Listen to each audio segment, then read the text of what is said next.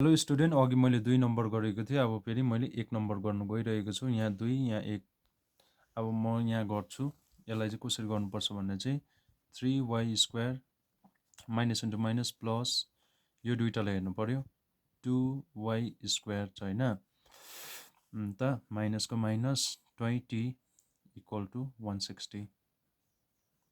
अब चाहिँ 3 4 5 लेखेँ हैन। 5y² हैन इक्वल टु 160 प्लस 20। यो चाहिँ इक्वल टु 3 4 5 5 इक्वल टु 60 अगाडि लेखेँ हैन।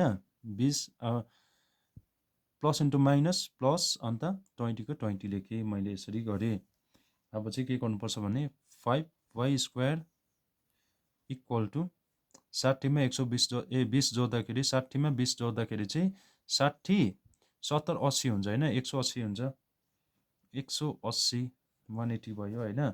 अब चाहिँ 5 ले डिभाइड गरिदिनु पर्यो। यसलाई चाहिँ कसरी भन्दाखेरि चाहिँ 180 5 5 3 15 5 4 20 गरेको भए त 18 मा 20 गर्दैन। 5 3 15 15 3 को 3 यसरी गर्यो। 30 को यहाँ 6 यस्तो गरेँ मैले। बुझ्यो होला यो त?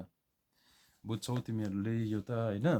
अन्त यसलाई चाहिँ कसरी गर्नुपर्छ भन्ने अब y² को y² लेख्यो इक्वल टु यो 36 छ नि 36 लेखेँ। यो चाहिँ मैले स्क्वायर रुटमा लेखेको है। स्क्वायर रुटमा यो 36 स्क्वायर रुटमा।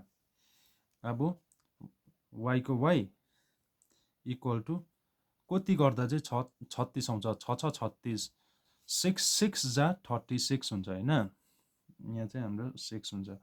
यो चाहिँ यही हो हाम्रो एन्सर। So thank you. मैले तिमीहरूलाई 2 नम्बर पनि